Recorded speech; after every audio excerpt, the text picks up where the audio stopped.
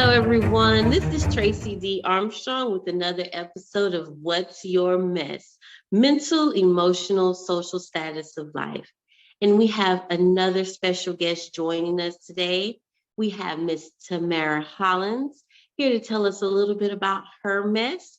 Tamara, go ahead and introduce yourself to the audience. Hello, my name is Tamara Hollins.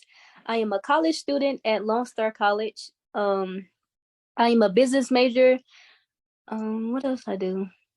That's pretty much it. That's a brief description of me. I'm a college student. Okay, well, that's fine because that's important for people to know. You are one of our young adults that's gracing our stage and a part of this episode. And it's important to know that because even as a young adult, we need to understand you all have messes that you all go through also. So let's tell the listeners a little bit about some of the messes that you may have gone through in life.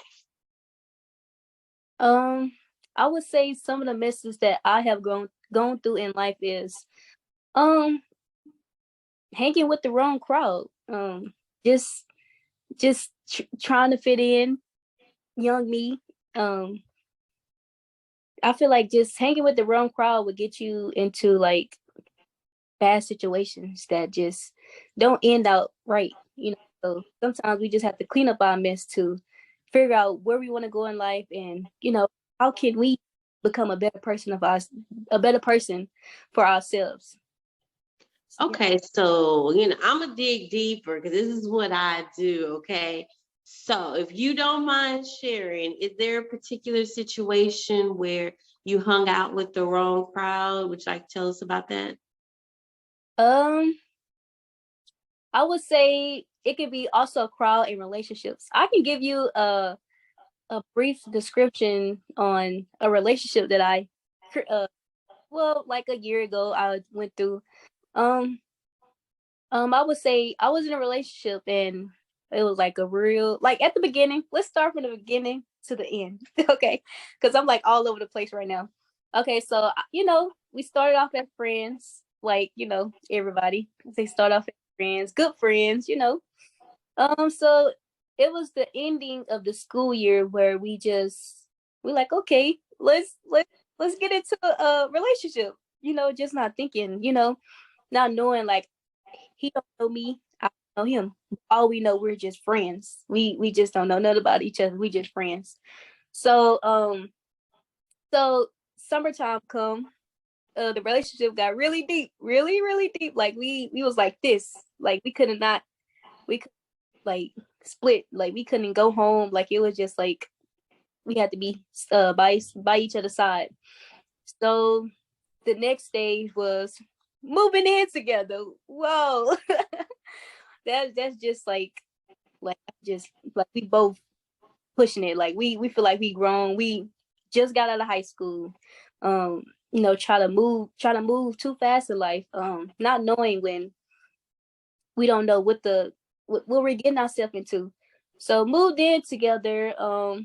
Like I said, we don't know each other. We only time we see each other is, we'll be together. We don't know each other's personality. He don't know mine. I don't know his. So we moved in together.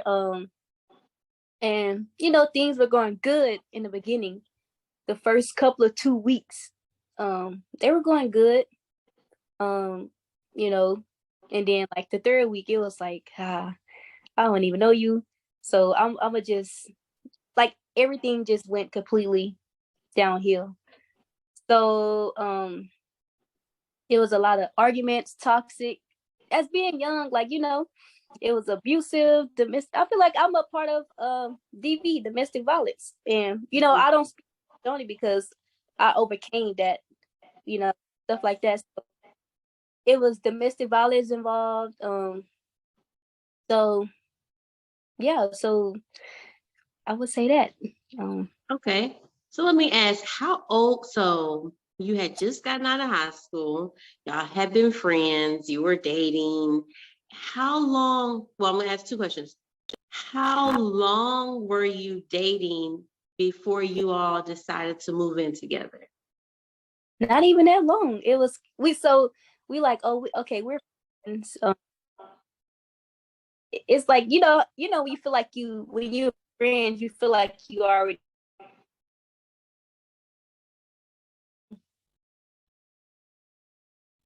like 5 months. Okay. Yep, 5 months. It was like 5 months. And how old were y'all? Matter of fact, we both were 19, which crazy. Yeah. So it's like, it's like a story to this. Like, I'm already 20. So once, I don't know how to put this, but like, I'm 20 and I'm already, how you sometimes you have to remove someone out your life just to grow. And it took me to figure out what I wanted to do. So it's like, I was 19 and here I am 20, Okay. And they've already gone through that. So let me ask you that. How did that affect you mentally as a 19-year-old? It affected me, like, I feel like really bad. But, I just didn't let that get into my way into, doing what I want to do in life. Like it affected me like really bad. Like, where I wanted to just be alone. Like, I'm like, no, I can't talk to no one else. I just need to focus on myself. And so I feel like if it had not been that situation, I would probably still be the same me. But that situation changed me. It made me look at life like like it made me look at life like I'm, what I something that I need. I don't know how to put this. It's like my mind is like everywhere right now. But I feel like that situation changed me like all the way, all the way. Yeah. And then, okay, I'm that's why I wanted to ask how old you were, because as a 19-year-old, emotionally, like going and experiencing that type of situation, how did it affect you emotionally? Mm, uh, I to be honest, I can't, because soon as I got out the relationship, I started going to church more.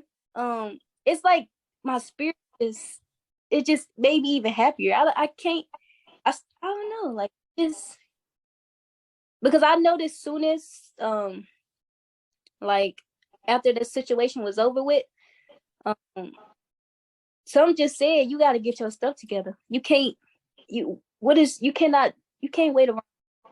So it's like, I don't know. I don't think it affected me bad, but I just noticed I needed to do what I need to do to become a better person.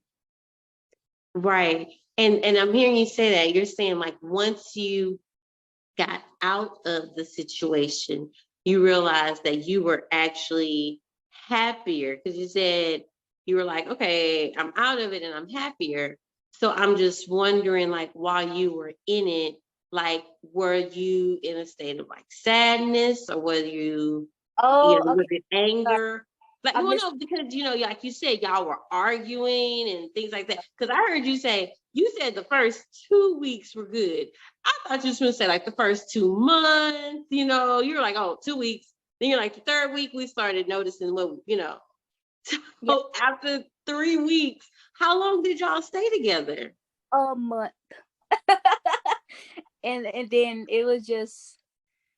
I had to go. The ending of So I moved in. It was July.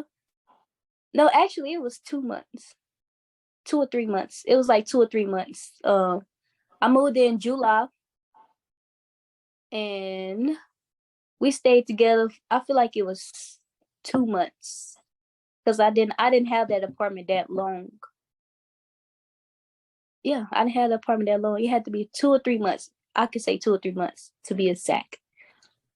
And then the third week, it was like I'm starting to see his mess, and he was like, okay, well, she ain't playing. We really living together. Like, like I really gotta get on it because, like, as being young, like I noticed that I always wanted like so much better for myself. So me just going to school still, having to be in an apartment. It's crazy saying this, that I really actually did this. It's just and working night shifts and then going to school. So it's like, and then it was like, I don't know, but how it, like, when I was in a relationship, like, I just I feel like I was just, I just feel like greater was still coming my way, but I just didn't know how to end the relationship. Like, you know, Mm-hmm. Mm-hmm. I don't know. While I was in a relationship, like, I was just feeling like, I don't know, like, lonely, because Mm. family, I wasn't calling my family or anything. I was feeling lonely. I feel like, no one cared for me. So that's when I'm like, still up my head, like, you still have to do for yourself. You still have to get out here and get it. Like, I don't know.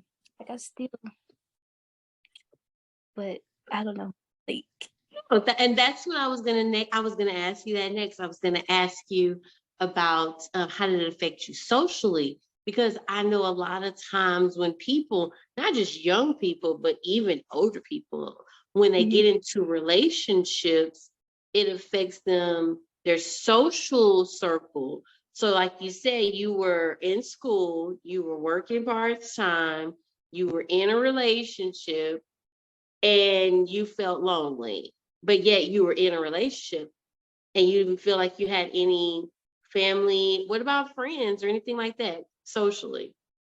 No friends. Like, I have no friends like that I can actually call on and be like, hey, I need your help at this time. Or it was just me. Like, it was just me and that person that I was with. It was just, Mm, I don't know. I can say that I have a strong mind. Like, I just, I don't know. okay. So And because I could see you thinking back, because you're like, man, like, and yeah, you're like, as I'm saying this, you're like, I'm saying this, and I'm thinking, oh my gosh, like I really did that, like for real. like, and it's and that's how it is. Like when you start talking about stuff, and then you think back, you're like, man, I really did that. Like, golly. Then you're like, what was I thinking? so Is that how you're feeling right now? it's crazy. Like, just talking about the stuff. Like, it took me like a year to actually, say this is, to for everything to fall in line for me. Like, like, Mm-hmm. so it's just like, it's crazy. Like, thinking back, like, I really did that. Wow, you were so young. Like, I know I be trying to like tell like other people, that's my age, and some of them would just look at me funny. And I was the same way when, of course, when older people trying to tell me don't do this, don't do that, and I'm here being young trying to tell someone else like around my age don't do this. So it's like, I understand that feeling. Like, you have to go through it to actually know, you know. Mm. So it's like the crazy old young me. So But it's that experience. That experience teaches you kind of like what to do and what not to do. But like, you're trying to help others prevent having to go through those situations because you're like, hey, been there, done that. Let me tell you, it ain't fun. yeah, they don't So, want to. and what would you tell? And that's what I'm going to ask you next. What would you tell someone who may be going through the same type of mess, either hanging out with the wrong crowd or being in a relationship that you said it got toxic? What words would you tell someone to help them come out of their mess? I would say, know your partner. Don't just hop into a relationship just because you want to be in a relationship. Um, you know, being young, for me, like, being young, it was just the experience, just, having that, just want to be in a relationship experience. But I would always say, know your person, know who you dealing with. So people would just hop into situations they don't know nothing about. So it's good to just know your partner. Just, I would say it's good to just know your partner, and you can just tell about the little things that they do. So it like, for if about to get a relationship with that person, and someone or he or she does something to make you mad or something like that, and you should be like, strike one. You know you don't roll with that. So it's like, why hop into the relationship? Let things be. I mean, everyone is not perfect, so it's like you just have to know your partner before you just hop into a relationship. I would say that know who you getting in, like getting in a relationship with, if that makes sense. Makes a lot of sense. It makes a lot of sense. And so I want to go back because I didn't ask you this. How, because you said y'all were there and y'all lived together 2-3 months. How did you get out of it? And you said it started to get like violent and things like that. How did you get out of your mess? So I got my best by the grace of God, okay? But, how the mess ended was, like I say, this goes back to knowing your partner. Like, it'll be one thing about me, like I say, it goes back to knowing your partner. It just became one day I woke up, dang, I'm really thinking back. Like one day, okay, so I woke up and I guess we was on 2 different pages. And I guess that he asked the question saying, "Do you want to be with me?" And I was like, "Why you asking me that?" And I'm, instead of, cleaning, it's Sunday. I remember it's Sunday. So he calls his aunt and was like, aunt, come get me because this B word doesn't wants to be with me. And so I'm like, okay, just already, waking up, starting mess. So I remember that he packed his stuff. And I'm like, okay, I'm already, it's a lot of stuff going on. So I went and helped him pack, move this stuff to the front of the door. And so I don't know. I guess he was already trying to trying to attack me or something. I don't know. So he goes and get my laptop and throws it on the floor just because I, touched this thing. And so after that, I was like, why would you do that? Like, he wanted to start an argument with me. I felt it in my spirit. I was like, he wanted to start an argument with me, but I couldn't. So he goes to get my laptop and goes and break it, like completely break it. And so I was like, why would you do that? Why would you do that? We just arguing. So I'm in my face, woot woot. And so he goes and take the first lick and I guess passes out. All I remember is just blacking out. And so I woke up, ambulance. It was ambulance everywhere. He said that I fell, and it's been a while, so that's why I'm like trying to like rethink the situation. So like say I fell. I heard him say I fell, but I remember him knocking me out completely. Like I'm like, what? So the ambulance get there, they was asking like, did she take any drug? Just asking questions like, stuff like that. So he was lying saying I slipped on the tub and I got knocked out. Well, I guess I blacked out. That's what he said. And then so on the way to the hospital, I'm asking them like, what did he tell y'all? Did he, he said, I guess like I said, he told them that I got knocked out or something like that. I mean, I got knocked out, but I fell and I blacked out. So that's how I knew everything was about to end. So after I got to the hospital, the nurse, I had like the nurse gave me like some, I guess the something, and I guess they was just checking me, examining me, make sure everything was okay. So I'm so worried. I'm like, what about my apartment? What about my apartment? Like, just worried. So they released me and let me go back to the apartment. So when I got back, my family was saying like, pack your stuff, pack your stuff, you're leaving, like get your stuff, let's go. So while I'm packing my stuff, he walks in with his aunt, and like, my family coming at him, they, just, it's a lot going on, and I'm so confused, like, what, like, I'm the one, y'all should be checking on me. I'm the one who went to the hospital. So he after I got my stuff and left, I got home, got a phone call saying my apartment was burnt down. So yeah. So that's why I say I lost like a lot of my stuff. A lot of my stuff. That's how it ended. And so it was like, yeah, it's time to get up. It's time to go. So I had to get everything back. Yeah. So that was really it. That's how it ended.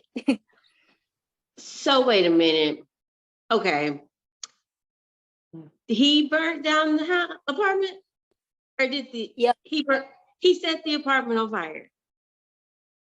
Mm-hmm. And that was proven. Go ahead. I'm in shock over here. Okay, if you can't see me, I'm in shock.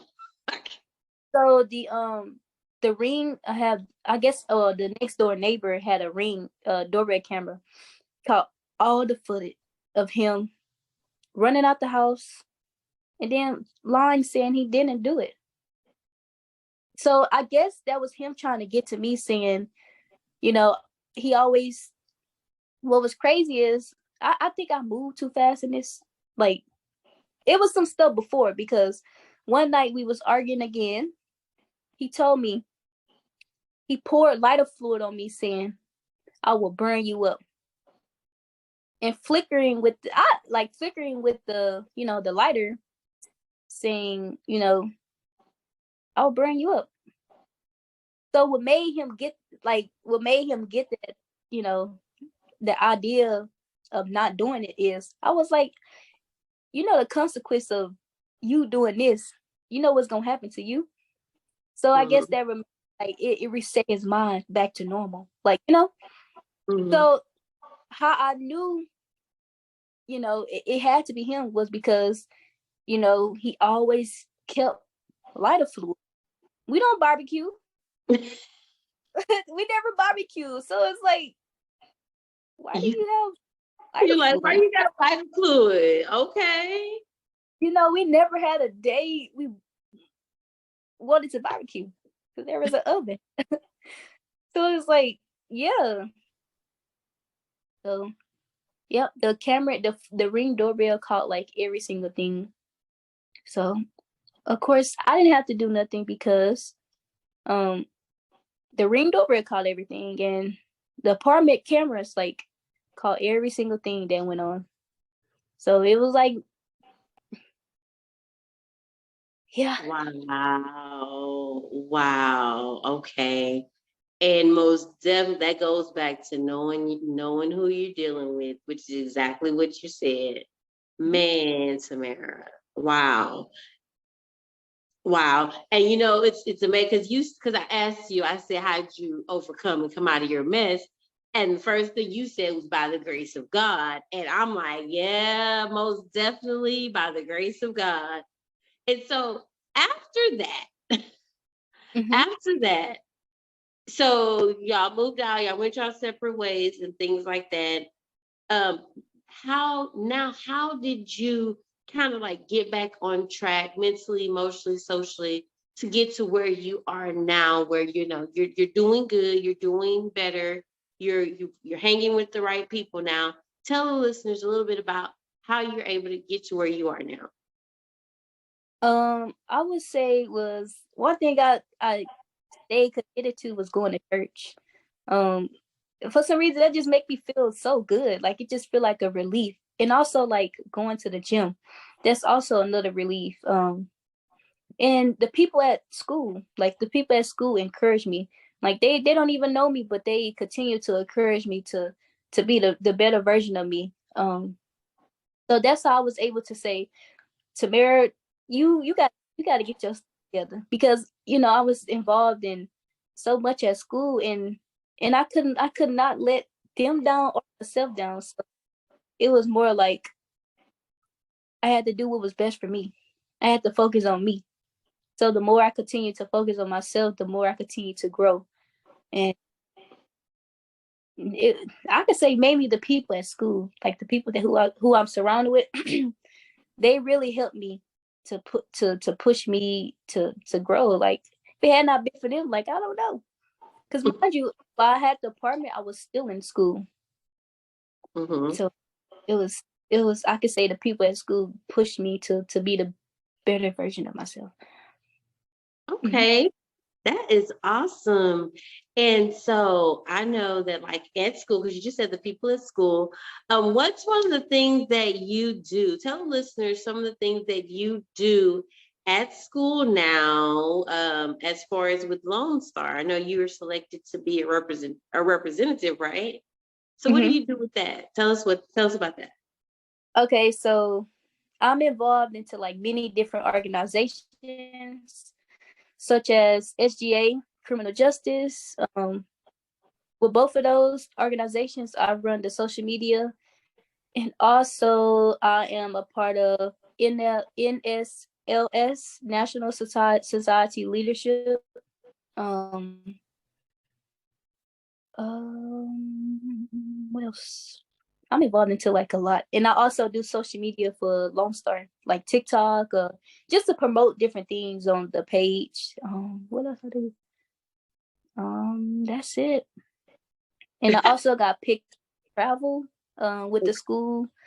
Um, so I guess yeah. Okay, and I think that you think that that's not a lie. You're like, yeah, I do this, and yeah, I do that. Oh yeah, I do that too. Oh yeah, I go and I travel with the school, and yeah, I go and I speak at other colleges.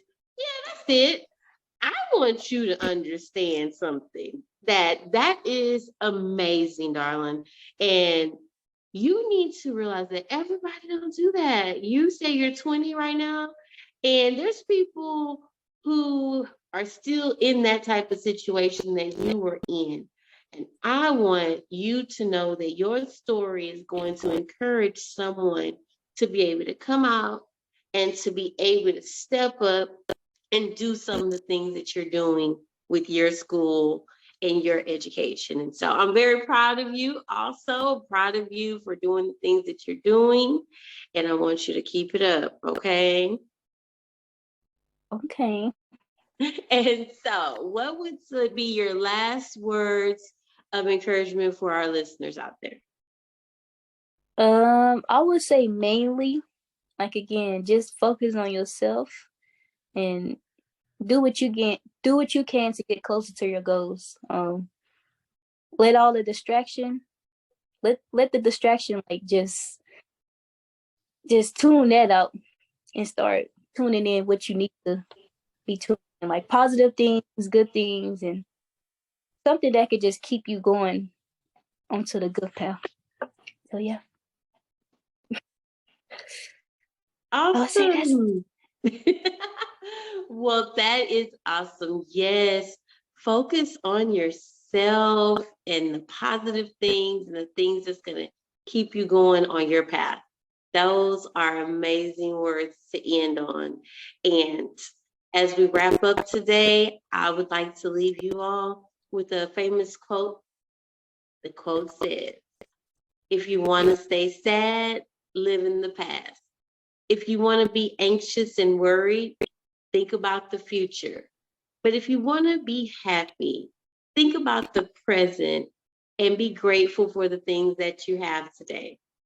Again, this is Tracey D. Armstrong with What's Your Mess. Have a good day, y'all. Thank you for watching What's Your Mess? Mental, Emotional, Social Status of Life with guest Tamara Hollins. Don't forget, like, share, and subscribe at Tracey D. Armstrong. Thank you for watching What's Your Mess? Mental, Emotional, Social Status of Life with guest Tamara Hollins. Don't forget,